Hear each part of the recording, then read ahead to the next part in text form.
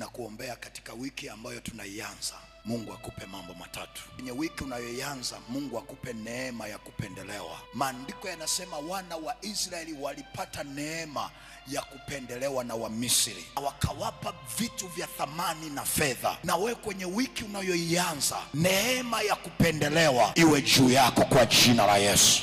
Na jambo la pili, ninakuombea wiki malango yako yakawe wazi ili mataifa wapate kukuletea utajiri. Wiki malango yako hayatafungwa na uchawi, hayatafungwa na uganga, hayatafungwa na wanaologa. Malango yako yawe wazi ili mataifa wapate kukuletea utajiri, ili wateja wapate kuja kwenye biashara yako, ili uweze kupata ile kazi, ili uweze kupata ile connection. Malango yako wiki hayatafungwa mchana, hayatafungwa usiku kwa jina la Yesu. Na wiki ni wiki ambayo utamwona Mungu akipigana na chochote ambacho kimekaa kwenye malango yako kuzuia heshima na kuzuia utajiri katika jina la Yesu Kristo wa Nazareth. Na jambo la tatu ninalokuombea wiki hii, Mungu akupe kibali cha Esther, Mungu akupe kibali cha Danieli, Mungu akupe kibali cha Yusufu. Na kila mahali utakapokanyaga ukapokee kukubalika kwa jina la Yesu. Na chochote utakachosema wiki hii kikakubalike na